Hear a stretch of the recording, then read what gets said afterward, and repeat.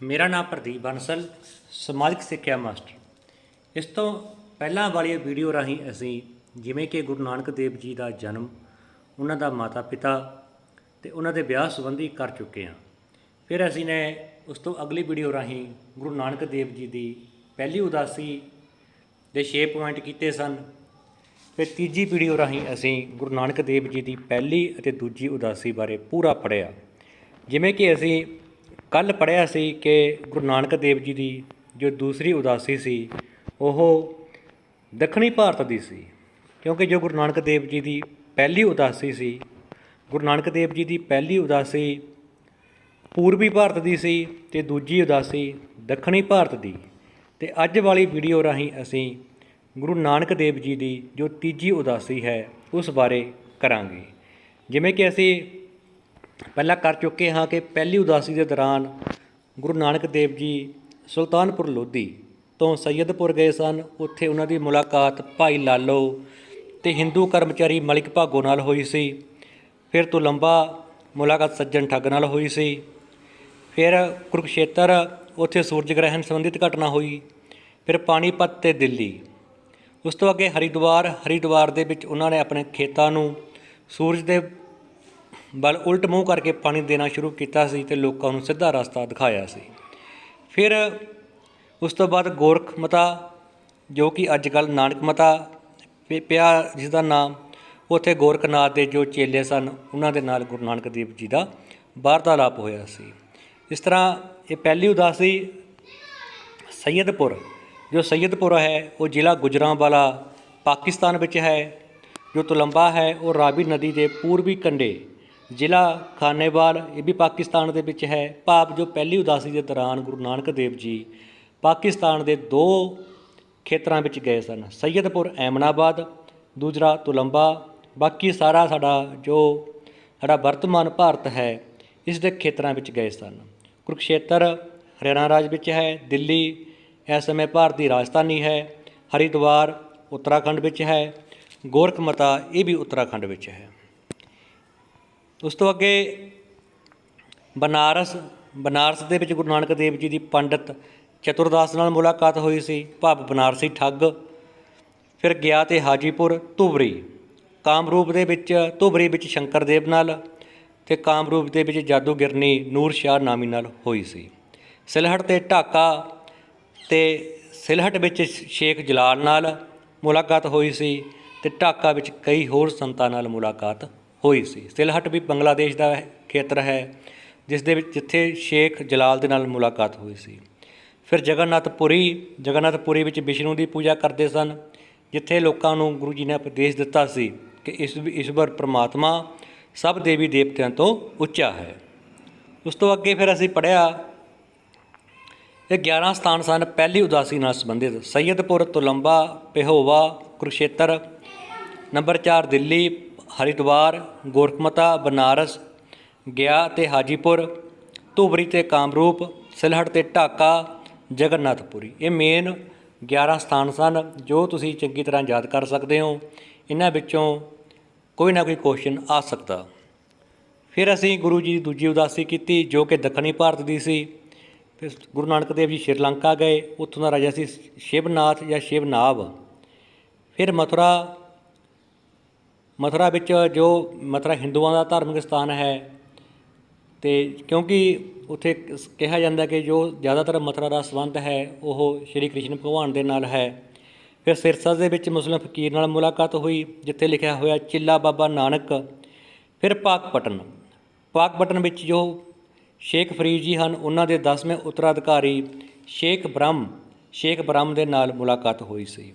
ਇਸ ਤਰ੍ਹਾਂ ਪਾਕਪਟਨ ਤੋਂ ਬਾਅਦ ਗੁਰੂ ਨਾਨਕ ਦੇਵ ਜੀ ਤਲਵੰਡੀ ਪਹੁੰਚੇ, ਰਾਏਪੁਰ ਦੀ ਤਲਵੰਡੀ, ਅਤੇ ਉਸ ਤੋਂ ਬਾਅਦ ਆਪਣੀ ਭੈਣ ਨਾਨਕੀ ਨੂੰ ਮਿਲਣ ਲਈ ਸੁਲਤਾਨਪੁਰ ਲੋਧੀ ਚਲੇ ਗਏ। ਇਸ ਤਰ੍ਹਾਂ ਅਸੀਂ 2 ਉਦਾਸੀਆਂ ਕਰ ਚੁੱਕੇ ਹਾਂ। ਉਸ ਦਾ ਅਸੀਂ ਕੱਲ੍ਹ ਇਹ ਮਾਈਂਡ ਮੈਪ ਬਣਾ ਕੇ ਤੁਹਾਨੂੰ ਮੈਂ ਦਿਖਾਇਆ ਸੀ ਤਾਂ ਕਿ ਤੁਹਾਨੂੰ ਚੰਗੀ ਤਰ੍ਹਾਂ ਸਮਝ ਆ ਸਕੇ ਮਾਈਂਡ ਮੈਪ ਤੋਂ ਕਿ ਹੁਣ ਗੁਰੂ ਜੀ ਦਾ ਜੋ ਉਦਾਸੀਆਂ ਦਾ ਕਿਹੜੇ ਖੇਤਰ ਕਿਹੜੀ ਉਦਾਸੀ ਦੇ ਨਾਲ ਸੰਬੰਧਿਤ ਹਨ। ਕੋਈ ਜ਼ਿਆਦਾ ਰੱਟਾ ਮਾਰਨ ਵਾਲੀ ਜ਼ਰੂਰਤ ਨਹੀਂ ਹੈ ਕਿਉਂਕਿ ਦੱਖਣੀ ਭਾਰਤ ਦੇ ਖੇਤਰ ਸਾਰਿਆਂ ਨੂੰ ਮੈਪ ਇੰਡੀਆ ਦਾ ਆਉਂਦਾ ਹੈ ਅਤੇ ਉਸ ਤੋਂ ਕਰ ਸਕਦੇ ਹਾਂ ਅਸੀਂ। ਅਤੇ ਜੋ ਪਹਿਲੀ ਉਦਾਸੀ ਸੀ ਉਹ ਸੀ ਪੂਰਬੀ ਭਾਰਤ ਦੀ। ਤਾਂ ਪੂਰਬੀ ਭਾਰਤ ਦਾ ਸਾਰਾ ਖੇਤਰ ਪੱਛਮੀ ਬੰਗਾਲ ਵਾਲਾ, ਬੰਗਲਾਦੇਸ਼ ਵਾਲਾ, ਉੱਤਰ ਪ੍ਰਦੇਸ਼ ਵਾਲਾ, ਬਿਹਾਰ ਵਾਲਾ ਆ ਜਾਂਦਾ। ਤਾਂ ਦੱਖਣੀ ਭਾਰਤ ਦਾ ਖੇਤਰ ਆ ਜਾਂਦਾ ਆਂਧਰਾ ਪ੍ਰਦੇਸ਼, ਫਿਰ ਵਾਪਸ ਮੁੜਦੇ ਹੋਏ ਮਹਾਰਾਸ਼ਟਰ, ਗੁਜਰਾਤ, ਸਾਰੇ ਇਹ ਖੇਤਰ ਆ ਜਾਂਦੇ ਨੇ। ਅਤੇ ਅੱਜ ਦੀ ਵੀਡੀਓ ਰਾਹੀਂ ਅਸੀਂ ਗੁਰੂ ਨਾਨਕ ਦੇਵ ਜੀ ਦੇ ਜੋ ਤੀਸਰੀ ਉਦਾਸੀ ਹੈ ਉਸ ਬਾਰੇ ਕਰਾਂਗੇ। ਗੁਰੂ ਨਾਨਕ ਦੇਵ ਜੀ ਦੀ ਜੋ ਤੀਜੀ ਉਦਾਸੀ ਹੈ ਉਸ ਬਾਰੇ ਕਰਾਂਗੇ। ਤੀਜੀ ਉਦਾਸੀ ਗੁਰੂ ਨਾਨਕ ਦੇਵ ਜੀ ਨੇ 1515 ਤੋਂ 1517 ਈਸਵੀ ਤੱਕ ਕੀਤੀ। ਅਤੇ ਇਸ ਉਦਾਸੀ ਦੇ ਦੌਰਾਨ ਗੁਰੂ ਜੀ ਨਾਲ ਇੱਕ ਲੋਹਾਰ, ਜਿਸ ਦਾ ਨਾਂ ਸੀ ਹਸੂ, ਅਤੇ ਸਿੰਘਾਂ ਨਾਂ ਦਾ ਸ਼ੀਂਬਾ ਅਸੀਂ ਪੰਜਾਬੀ 'ਚ ਕਹਿੰਦੇ ਹਾਂ। ਜਿਹੜੀ ਜਾਤੀ ਕੱਪੜੇ ਸਿਉਣ ਦਾ ਕੰਮ ਕਰਦੀ ਸੀ ਪਹਿਲਾਂ, ਉਹਨੂੰ ਸ਼ੀਂਬੇ ਕਿਹਾ ਜਾਂਦਾ।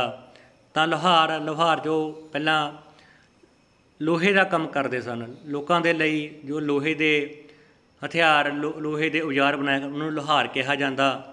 ਅਤੇ ਤੀਜੀ ਉਦਾਸੀ ਦੇ ਦੌਰਾਨ ਇਹ ਕੁਐਸਚਨ ਆ ਸਕਦਾ ਕਿ ਤੀਜੀ ਉਦਾਸੀ ਦੇ ਦੌਰਾਨ ਗੁਰੂ ਜੀ ਦੇ ਨਾਲ ਕੌਣ ਕੌਣ ਗਿਆ ਸੀ। ਤਾਂ ਉਹਨਾਂ ਦਾ ਸਾਥੀ ਹਸੂ ਨਾਂ ਦਾ ਲੁਹਾਰ ਸੀ ਅਤੇ ਸਿੰਘਾਂ ਨਾਂ ਦਾ ਸ਼ੀਂਬਾ ਸੀ। ਤਾਂ ਗੁਰੂ ਨਾਨਕ ਦੇਵ ਜੀ ਨੇ ਜੋ ਤੀਜੀ ਉਦਾਸੀ ਸ਼ੁਰੂ ਕੀਤੀ, ਤਾਂ ਉਹ ਗੁਰੂ ਨਾਨਕ ਦੇਵ ਜੀ ਕੁਝ ਸਮਾਂ ਆਪਣੇ ਪਰਿਵਾਰ ਵਿੱਚ ਠਹਿਰਨ ਮਗਰੋਂ 1515 ਵਿੱਚ ਤੀਜੀ ਉਦਾਸੀ ਆਰੰਭ ਕੀਤੀ। ਅਤੇ ਇਸ ਵਾਰ ਉਹ ਉੱਤਰ ਵੱਲ ਗਏ। ਇਸ ਵਾਰ ਉਹ ਬਿਲਕੁਲ ਉੱਤਰ ਵੱਲ ਗਏ, ਨਾਰਥ ਡਾਇਰੈਕਸ਼ਨ ਵੱਲ ਗਏ। ਅਤੇ ਉਹਨਾਂ ਨਾਲ ਇੱਕ ਹੰਸੂ ਨਾਂ ਦਾ ਲੁਹਾਰ ਅਤੇ ਸਿੰਘਾਂ ਨਾਂ ਦਾ ਇੱਕ ਸ਼ੀਂਬਾ ਸੀ। ਗੁਰੂ ਨਾਨਕ ਦੇਵ ਜੀ ਜਲੰਧਰ ਅਤੇ ਹੁਸ਼ਿਆਰਪੁਰ ਦੇ ਇਲਾਕਿਆਂ ਵਿੱਚ ਹੁੰਦੇ ਹੋਏ ਗੁਰੂ ਜੀ ਨੇ ਹਿਮਾਚਲ ਪ੍ਰਦੇਸ਼ ਦੇ ਵਿੱਚ ਪ੍ਰਵੇਸ਼ ਕਰਨਾ ਸੀ, ਕਿਉਂਕਿ ਉੱਤਰੀ ਭਾਰਤ ਵਿੱਚ ਗਏ ਸਨ। ਤਾਂ ਸਭ ਤੋਂ ਪਹਿਲਾਂ ਉਹ ਗਏ ਸਨ ਮੁਕਾਮ ਪੀਰ ਬੁੱਢਣ ਸ਼ਾਹ। ਸਭ ਤੋਂ ਪਹਿਲਾਂ ਉਹਨਾਂ ਦੀ ਮੁਲਾਕਾਤ ਪੀਰ ਬੁੱਢਣ ਸ਼ਾਹ ਨਾਲ ਹੋਈ। ਉਹ ਪੀਰ ਗੁਰੂ ਜੀ ਦੀ ਸ਼ਖਸੀਅਤ ਤੋਂ ਪ੍ਰਭਾਵਿਤ ਹੋਇਆ ਅਤੇ ਗੁਰੂ ਜੀ ਦਾ ਉਹ ਚੇਲਾ, ਪਰ ਗੁਰੂ ਜੀ ਨੂੰ ਉਹਨਾਂ ਨੇ ਮੰਨਿਆ ਵੀ ਹਾਂ, ਗੁਰੂ ਜੀ ਵਿੱਚ ਵੀ ਕੋਈ ਗੁਣ ਹੈਗੇ। ਅਤੇ ਇੱਥੇ ਹੀ ਜੋ ਪੀਰ ਬੁੱਢਣ ਸ਼ਾਹ ਹੈ, ਇੱਥੇ ਹੀ ਬਾਅਦ ਵਿੱਚ ਗੁਰੂ ਹਰਗੋਬਿੰਦ ਸਾਹਿਬ ਨੇ ਕੀਰਤਪੁਰ ਸ਼ਹਿਰ ਵਸਾਇਆ ਸੀ। ਸਭ ਤੋਂ ਪਹਿਲਾਂ ਤੀਜੀ ਉਦਾਸੀ ਦੇ ਦੌਰਾਨ, ਜਿਵੇਂ ਕਿ ਅਸੀਂ ਪੜ੍ਹਿਆ ਸੀ ਕਿ ਪਹਿਲੀ ਉਦਾਸੀ ਦੇ ਦੌਰਾਨ ਗੁਰੂ ਜੀ ਸਭ ਤੋਂ ਪਹਿਲਾਂ ਐਮਨਾਬਾਦ, ਸੈਯਦਪੁਰ ਗਏ ਸਨ। ਉਹਨਾਂ ਦੀ ਮੁਲਾਕਾਤ ਭਾਈ ਲਾਲੋ ਅਤੇ ਮਲਿਕ ਭਾਗੋ ਨਾਂ ਦੇ ਵਿਅਕਤੀ ਨਾਲ ਹੋਈ ਸੀ। ਇਸੇ ਤਰ੍ਹਾਂ ਦੂਜੀ ਉਦਾਸੀ ਵਿੱਚ ਗੁਰੂ ਨਾਨਕ ਦੇਵ ਜੀ ਸ਼੍ਰੀਲੰਕਾ ਵਾਲੇ ਪਾਸੇ ਗਏ ਸਨ। ਅਤੇ ਤੀਜੀ ਉਦਾਸੀ ਵਿੱਚ ਸਭ ਤੋਂ ਪਹਿਲਾਂ ਗੁਰੂ ਨਾਨਕ ਦੇਵ ਜੀ ਮੁਕਾਮ ਪੀਰ ਬੁੱਢਣ ਸ਼ਾਹ ਗਏ ਸਨ, ਜਿੱਥੇ ਉਹਨਾਂ ਦੀ ਪੀਰ ਬੁੱਢਣ ਸ਼ਾਹ ਨਾਲ ਮੁਲਾਕਾਤ ਹੋਈ ਅਤੇ ਗੁਰੂ ਜੀ ਦੀ ਸ਼ਖਸੀਅਤ ਤੋਂ ਉਹ ਪ੍ਰਭਾਵਿਤ ਹੋਏ। ਅਤੇ ਇੱਥੇ ਪੀਰ ਬੁੱਢਣ ਸ਼ਾਹ ਪਿਛੇ ਬਾਅਦ ਦੇ ਵਿੱਚ ਗੁਰੂ ਹਰਗੋਬਿੰਦ ਸਾਹਿਬ ਨੇ ਕੀਰਤਪੁਰ ਸ਼ਹਿਰ ਦੀ ਸਥਾਪਨਾ ਕੀਤੀ ਸੀ, ਕਿਉਂਕਿ ਗੁਰੂ ਜੀ ਦਾ ਉਦੇਸ਼ ਸੀ ਉੱਤਰ ਵੱਲ ਜਾਣਾ। ਤਾਂ ਜੋ ਪੀਰ ਬੁੱਢਣ ਸ਼ਾਹ ਕੀਰਤਪੁਰ ਸਾਹਿਬ, ਜਦੋਂ ਅਸੀਂ ਅਨੰਦਪੁਰ ਸਾਹਿਬ ਵੱਲ ਜਾਂਦੇ ਹਾਂ ਤਾਂ ਉਦੋਂ ਕੀਰਤਪੁਰ ਸਾਹਿਬ ਉੱਧਰ ਅਸੀਂ ਜਾਂਦੇ ਹਾਂ। ਤਾਂ ਇਸ ਤੋਂ ਬਾਅਦ ਗੁਰੂ ਜੀ ਮੰਡੀ, ਰਵਾਲਸਰ ਅਤੇ ਜਵਾਲਾ ਜੀ, ਇਹ ਸਾਰੇ ਹਿਮਾਚਲ ਦੇ ਖੇਤਰ ਆ ਗਏ।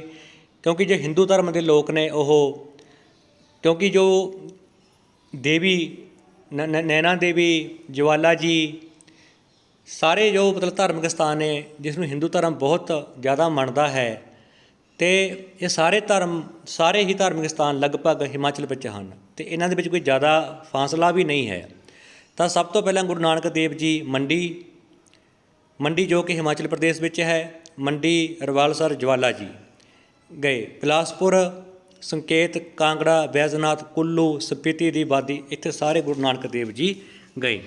ਹੁਣ ਗੁਰੂ ਜੀ ਪਹਾੜੀ ਪ੍ਰਦੇਸ਼ ਵੱਲ ਚੱਲ ਪਏ, ਭਾਵ ਗੁਰੂ ਜੀ ਨੇ ਉੱਤਰ ਵੱਲ ਦੀ ਯਾਤਰਾ ਕਰਨੀ ਸੀ। ਤਾਂ ਕਰਕੇ ਉਹਨਾਂ ਨੇ ਮੁਕਾਮ ਪੀਰ ਬੁੱਢਣ ਸ਼ਾਹ ਤੋਂ ਮੰਡੀ, ਰਵਾਲਸਰ, ਜਵਾਲਾ ਜੀ ਆਦਿ ਹੁੰਦੇ ਹੋਏ ਉਹ ਕਾਂਗੜਾ, ਕੁੱਲੂ, ਸਪੀਤੀ ਦੀ ਵਾਦੀ ਆਦਿ ਸਥਾਨੀ ਯਾਤਰਾ ਉਹਨਾਂ ਨੇ ਕੀਤੀ।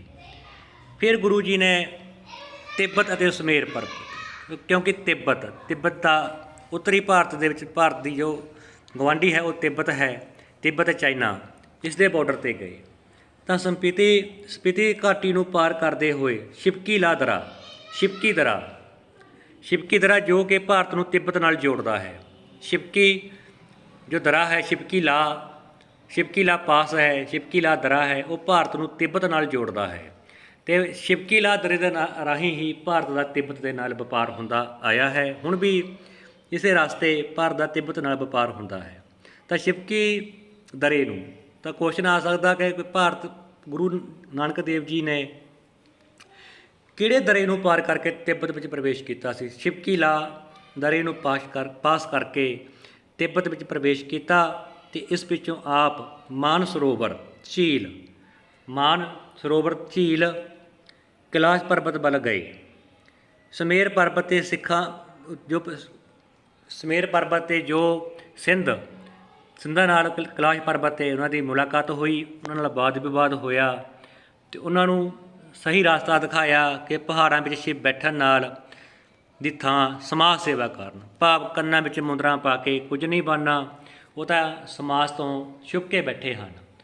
ਕਿਹਾ ਕਿ ਸਮਾਜ ਦੇ ਵਿੱਚ ਵਿਚਰੋ ਅਤੇ ਸਮਾਜ ਦੀ ਸੇਵਾ ਕਰੋ, ਇਹੀ ਸਭ ਤੋਂ ਵੱਡਾ ਬੰਦੇ ਦਾ ਧਰਮ ਹੈ, ਇਹੀ ਸਭ ਤੋਂ ਵੱਡਾ ਬੰਦੇ ਦਾ ਕਰਮ ਹੈ। ਫਿਰ ਗੁਰੂ ਜੀ ਤਿੱਬਤ ਅਤੇ ਸਮੇਰ ਤੋਂ ਮਾਨਸਰੋਵਰ ਝੀਲ ਨੂੰ ਪਾਰ ਕੀਤਾ, ਕੈਲਾਸ਼ ਪਰਬਤ ਵੱਲ ਵਧੇ। ਉੱਥੇ ਸਿੰਘਾਂ ਨਾਲ ਵਾਦ ਵਿਵਾਦ ਹੋਇਆ ਅਤੇ ਉਹਨਾਂ ਨੂੰ ਸਮਝਾਇਆ ਕਿ ਘਰੋਂ ਪਹਾੜਾਂ ਵਿੱਚ ਬੈਠਣ ਦੀ ਥਾਂ ਸਮਾਜ ਸੇਵਾ ਕਰਨਾ। ਤਾਂ ਫਿਰ ਇੱਥੋਂ ਉਹਨਾਂ ਨੇ ਲੇਹ ਲਦਾਖ, ਕਿਉਂਕਿ ਉਹਨਾਂ ਦਾ ਜੋ ਸਾਰੀ ਯਾਤਰਾ ਸੀ ਇਹ ਉੱਤਰੀ ਭਾਰਤ, ਭਾਵ ਇੱਥੋਂ ਚੱਲ ਕੇ ਐਵੇਂ ਘੁੰਮ ਕੇ ਹੋ, ਜੋ ਉਹਨਾਂ ਦੀ ਯਾਤਰਾ ਉਹ ਐਵੇਂ ਚੱਲਦੇ ਹੋਏ ਇਹ ਖੇਤਰਾਂ ਵਿੱਚ ਗੁਰੂ ਜੀ ਗਏ। ਫਿਰ ਉਹ ਲਦਾਖ ਅਤੇ ਸਕਰਤੂ ਯਾਤਰਾ ਸਥਾਨ। ਫਿਰ ਗੁਰੂ ਜੀ ਕੈਲਾਸ਼ ਪਰਬਤ ਤੋਂ ਬਾਅਦ ਲਦਾਖ ਵਿਖੇ ਗਏ। ਉੱਥੇ ਉਹਨਾਂ ਨੇ ਉਪਸੀ ਨਗਰ ਤੋਂ ਹੁੰਦੇ ਹੋਏ ਸਕਰਦੂ ਵਿੱਚ ਗੁਰੂ ਜੀ ਦੀ ਯਾਦ ਵਿੱਚ ਗੁਰਦੁਆਰੇ ਬਣੇ ਹੋਏ ਹਨ ਅਤੇ ਗੁਰੂ ਜੀ ਦੀ ਪੂਜਾ ਉੱਥੇ ਅੱਜ ਕੱਲ੍ਹ ਵੀ ਪ੍ਰਚਲਿਤ ਹੈ, ਭਾਵ ਉਹ ਲੇਹ ਲਦਾਖ ਵੀ ਚਲੇ ਗਏ। ਤਾਂ ਸਭ ਤੋਂ ਮੇਨ ਗੱਲ ਹੈ ਨਕਸ਼ਾ। ਜਿਸ ਵਿਅਕਤੀ ਨੂੰ, ਜਿਸ ਵਿਦਿਆਰਥੀ ਨੂੰ, ਜਿਸ ਉਮੀਦਵਾਰ ਨੂੰ ਨਕਸ਼ਾ ਚੰਗੀ ਤਰ੍ਹਾਂ ਆਉਂਦਾ ਹੈ, ਉਹਦੇ ਸਾਰਾ ਕੁਝ ਦਿਮਾਗ ਦੇ ਵਿੱਚ ਐਟੋਮੈਟਿਕ ਹੀ ਫਿੱਟ ਹੋ ਜਾਂਦਾ। ਤਾਂ ਜਿਵੇਂ ਕਿ ਅਸੀਂ ਪਹਿਲਾਂ ਪੜ੍ਹਿਆ ਕਿ ਉਹ ਰਵਾਲਸਰ, ਮੰਡੀ ਇਹ ਸਾਰੇ ਹਿਮਾਚਲ ਦੇ ਖੇਤਰ ਨੇ। ਫਿਰ ਸ਼ਿਵਕਿਲਾ ਦਰਾ ਪਾਸ ਕਰਕੇ ਤਿੱਬਤ, ਉਹਨਾਂ ਦੀ ਸਾਰੀ ਯਾਤਰਾ ਉੱਤਰੀ ਭਾਰਤ ਦੀ ਸੀ। ਤਾਂ ਫਿਰ ਤਿੱਬਤ ਤੋਂ ਕਿੱਧਰ ਜਾਣਗੇ ਉਹ? ਲੇਹ ਲਦਾਖ। ਤਾਂ ਫਿਰ ਉਹ ਲਦਾਖ ਗਏ। ਜਿਵੇਂ ਕਿ ਹੁਣੇ 31 ਅਕਤੂਬਰ 2019 ਨੂੰ ਜੋ ਜੰਮੂ ਕਸ਼ਮੀਰ ਸੀ, ਜੰਮੂ ਕਸ਼ਮੀਰ ਦੇ ਦੋ ਭਾਗ ਬਣਾ ਕੇ ਯੂਟੀਆਂ ਬਣਾਤੀਆਂ, ਇੱਕ ਜੰਮੂ ਕਸ਼ਮੀਰ ਅਤੇ ਇੱਧਰਲੇ ਵਾਲੇ ਪਾਸੇ ਲੇਹ ਲਦਾਖ ਬਣਾ ਦਿੱਤਾ, ਜਿਸ ਦੀ ਰਾਜਧਾਨੀ ਲੇਹ ਹੈ। ਤਾਂ ਇੱਥੋਂ ਹੀ ਕਲੀਅਰ ਹੈ। ਤਾਂ ਤਿੱਬਤ ਤੋਂ ਕਿੱਥੇ ਗਏ? ਲਦਾਖ। ਤਾਂ ਲਦਾਖ ਦੇ ਵਿੱਚ ਉਹਨਾਂ ਦੀ ਯਾਦ ਵਿੱਚ ਅੱਜ ਵੀ ਗੁਰਦੁਆਰੇ ਹਨ ਅਤੇ ਉੱਥੇ ਕਾਰੂ ਨਗਰ, ਉਪਸੀ ਨਗਰ ਵਿੱਚ ਗਏ। ਤਾਂ ਫਿਰ ਲਦਾਖ ਤੋਂ ਕਿੱਧਰ ਜਾਣਗੇ? ਤਾਂ ਲਦਾਖ ਦੇ ਨਾਲ ਹੀ ਸਾਡਾ ਆ ਜਾਂਦਾ ਗਾ ਕਸ਼ਮੀਰ ਆ ਜਾਂਦਾ ਹੈ। ਤਾਂ ਇਹ ਚੰਗੀ ਤਰ੍ਹਾਂ ਤੁਸੀਂ ਦਿਮਾਗ ਦੇ ਵਿੱਚ ਫਿੱਟ ਕਰ ਸਕਦੇ ਹੋ ਕਿ ਤਿੱਬਤ ਤੋਂ ਗਏ ਲਦਾਖ। ਤੁਸੀਂ ਜੇ ਭਾਰਤ ਦਾ ਹੁਣ ਵਾਲਾ ਵਰਤਮਾਨ ਨਕਸ਼ਾ ਦੇਖੋਗੇ ਤਾਂ ਜੋ ਕਸ਼ਮੀਰ ਦਾ ਨਕਸ਼ਾ ਹੈ ਉਸ ਦੇ ਵਿਚਕਾਰ ਇੱਕ ਲਾਈਨ ਕੱਢੀ ਗਈ ਹੈ। ਸੱਜੇ ਵਾਲੇ ਪਾਸੇ ਲਦਾਖ ਹੈ ਅਤੇ ਖੱਬੇ ਵਾਲੇ ਪਾਸੇ ਕਸ਼ਮੀਰ ਹੈ। ਤਾਂ ਲਦਾਖ ਪਹੁੰਚੇ। ਤਾਂ ਫਿਰ ਲਦਾਖ ਤੋਂ ਕਿੱਥੇ ਜਾਣਗੇ ਹੁਣ ਉਹ? ਕਸ਼ਮੀਰ। ਤਾਂ ਸਕਰਦੂ ਤੋਂ ਕਾਰਗਿਲ ਕਸ਼ਮੀਰ ਦੇ ਵਿੱਚ ਹੈ। ਤੁਸੀਂ 1999 'ਚ ਅਸੀਂ ਨੇ ਬਹੁਤ ਖਬਰਾਂ ਪੜ੍ਹੀਆਂ ਨੇ ਕਿ ਕਾਰਗਿਲ ਦਾ ਯੁੱਧ ਹੋਇਆ। ਤਾਂ ਕਾਰਗਿਲ ਤੋਂ ਹੁੰਦੇ ਹੋਏ ਗੁਰੂ ਜੀ ਹਿੰਦੂਆਂ ਦੇ ਪ੍ਰਸਿੱਧ ਸਥਾਨ ਅਮਰਨਾਥ ਪਹੁੰਚੇ। ਇਸ ਤੋਂ ਬਾਅਦ ਪਹਿਲਗਾਮ, ਮਟਨ ਦੇ ਸਥਾਨ 'ਤੇ ਪਹੁੰਚੇ। ਜੋ ਮਟਨ ਦਾ ਇੱਕ ਘਟਨਾ ਹੈ ਉਹ ਤੁਸੀਂ ਯਾਦ ਕਰ ਸਕਦੇ ਹੋ। ਪਹਿਲਗਾਮ ਅਤੇ ਮਟਨ ਦੇ ਸਥਾਨ ਤੇ ਪਹੁੰਚੇ। ਮਟਨ ਵਿਖੇ ਉਹਨਾਂ ਦੀ ਮੁਲਾਕਾਤ ਪੰਡਿਤ ਬ੍ਰਹਮਦਾਸ ਨਾਲ ਹੋਈ। ਨਾਮ ਯਾਦ ਕਰਨਾ ਹੈਗਾ ਤਾਂ ਜਿਵੇਂ ਕਿਹਾ ਜਾਂਦਾ ਗਾ ਵਿਸ਼ਨੂੰ, ਬ੍ਰਹਮਾ, ਮਹੇਸ਼। ਜੋ ਮਹੇਸ਼ ਕਿਹਾ ਜਾਂਦਾ ਹੈ ਉਹ ਕਿਹਾ ਜਾਂਦਾ ਗਾ ਸ਼ਿਵ ਜੀ ਨੂੰ। ਤਾਂ ਵਿਸ਼ਨੂੰ, ਬ੍ਰਹਮਾ, ਮਹੇਸ਼ ਤਿੰਨੇ ਕਿਹਾ ਜਾਂਦਾ ਵੀ ਇੱਕੋ ਹੀ ਰੂਪ ਨੇ। ਤਾਂ ਬ੍ਰਹਮਦਾਸ, ਤਾਂ ਜਿਵੇਂ ਕਿ ਉੱਤਰੀ ਭਾਰਤ ਵਿੱਚ ਅਮਰਨਾਥ ਦਾ ਸਥਾਨ ਹੈ ਉਹ ਸ਼ਿਵ ਭਗਵਾਨ ਨਾਲ ਸੰਬੰਧਿਤ ਹੈ। ਤਾਂ ਇਸੇ ਤਰ੍ਹਾਂ ਜੇ ਇੱਕ ਮੁਲਾਕਾਤ ਬਾਰੇ ਕੁਐਸਚਨ ਆ ਜਾਏ ਤਾਂ ਮਟਨ ਦੇ ਵਿੱਚ ਜੋ ਮੁਲਾਕਾਤ ਹੋਈ ਵਿਸ਼ਨੂੰ, ਬ੍ਰਹਮਦਾਸ, ਪੰਡਿਤ ਬ੍ਰਹਮਦਾਸ ਦੇ ਨਾਲ ਹੋਈ। ਜੋ ਪੰਡਿਤ ਬ੍ਰਹਮਦਾਸ ਸੀ ਉਸ ਨੂੰ ਬਹੁਤ ਸਾਰੇ ਵੇਦਾਂ ਅਤੇ ਸ਼ਾਸਤਰਾਂ ਦਾ ਗਿਆਨ ਸੀ। ਪੰਡਿਤ ਬ੍ਰਹਮਦਾਸ ਨੂੰ ਬਹੁਤ ਸਾਰੇ ਵੇਦਾਂ ਅਤੇ ਸ਼ਾਸਤਰਾਂ ਦਾ ਗਿਆਨ ਸੀ। ਜਦੋਂ ਕਿ ਵਿਅਕਤੀ ਜ਼ਿਆਦਾ ਪੜ੍ਹ ਲਿਖ ਜਾਂਦਾ ਜਾਂ ਉਸ ਨੂੰ ਜ਼ਿਆਦਾ ਗਿਆਨ ਪ੍ਰਾਪਤ ਹੋ ਜਾਂਦਾ ਤਾਂ ਉਹਦਾ ਦਿਮਾਗ ਖਰਾਬ ਹੋ ਜਾਂਦਾ, ਉਸ ਨੂੰ ਹੰਕਾਰ ਹੋ ਜਾਂਦਾ। ਤਾਂ ਗੁਰੂ ਨਾਨਕ ਦੇਵ ਜੀ ਨੇ ਪੰਡਿਤ ਬ੍ਰਹਮਦਾਸ ਨੂੰ ਸਮਝਾਇਆ ਕਿ ਜ਼ਿਆਦਾ ਪੁਸਤਕਾਂ ਪੜ੍ਹ ਲੈਣ ਦਾ ਕੋਈ ਲਾਭ ਨਹੀਂ, ਕਿ ਜ਼ਿਆਦਾ ਪੁਸਤਕਾਂ, ਉਸ ਨੂੰ ਸਿੱਖਿਆ ਦਿੱਤੀ ਕਿ ਪੁਸਤਕਾਂ ਪੜ੍ਹਨਾ ਲਾਭ ਨਹੀਂ ਹੁੰਦਾ, ਸੱਚੇ ਮਨ ਨਾਲ ਈਸ਼ਵਰ ਦੀ ਭਗਤੀ ਕਰਨੀ ਚਾਹੀਦੀ ਹੈ। ਉਹਨਾਂ ਨੂੰ ਸਮਝਾਇਆ ਕਿ ਜ਼ਿਆਦਾ ਪੁਸਤਕਾਂ, ਜ਼ਿਆਦਾ ਗਿਆਨ ਪ੍ਰਾਪਤ ਕਰਕੇ ਵੀ ਕੁਝ ਨਹੀਂ ਹੁੰਦਾ, ਸੱਚੇ ਮਨ ਨਾਲ ਪਰਮਾਤਮਾ ਦੀ ਭਗਤੀ ਕਰਨੀ ਚਾਹੀਦੀ ਹੈ। ਇਸ ਤੋਂ ਬਾਅਦ ਫਿਰ ਗੁਰੂ ਜੀ ਉਸ ਨਾਲ ਗੱਲਬਾਤ ਕਰਕੇ ਫਿਰ ਗੁਰੂ ਜੀ ਅਨੰਤਨਾਗ, ਸ਼ੇਸ਼ਨਾਗ, ਸ਼੍ਰੀਨਗਰ ਜੋ ਰਾਜਧਾਨੀ ਹੈ ਜੰਮੂ ਕਸ਼ਮੀਰ ਦੀ, ਅਤੇ ਫਿਰ ਬਾਰਾਮੂਲਾ ਪਹੁੰਚੇ। ਤਾਂ ਇੱਥੋਂ ਅਸੀਂ ਹਿਸਾਬ ਲਾ ਸਕਦੇ ਹਾਂ ਕਿ ਇੱਧਰੋਂ ਜਾ ਕੇ ਗੁਰੂ ਨਾਨਕ ਦੇਵ ਜੀ ਦੀ ਵਾਪਸੀ ਸ਼ੁਰੂ ਹੋ ਗਈ ਆਪਣੇ ਘਰ ਨੂੰ। ਤਾਂ ਫਿਰ ਉਸ ਤੋਂ ਬਾਅਦ ਉਹ ਟਿੱਲਾ ਬਾਲ ਗੁਦਾਈ ਵਿੱਚ ਪਹੁੰਚੇ। ਜੋ ਇੱਥੇ ਹਸਨ ਅਬਦਾਲ ਹੈ ਇਹ ਨਹੀਂ ਕਰਨਾ। ਹਸਨ ਅਬਦਾਲ ਚੌਥੀ ਉਦਾਸੀ ਨਾਲ ਸੰਬੰਧਿਤ ਹੈ। ਜੋ ਹਸਨ ਅਬਦਾਲ ਹੈ ਉਹ ਚੌਥੀ ਉਦਾਸੀ ਦੇ ਨਾਲ ਸੰਬੰਧਿਤ ਹੈ, ਇਹ ਨਹੀਂ ਕਰਨਾ।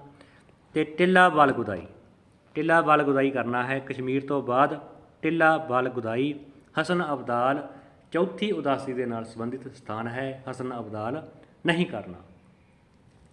ਤਾਂ ਫਿਰ ਟਿੱਲਾ ਬਾਲ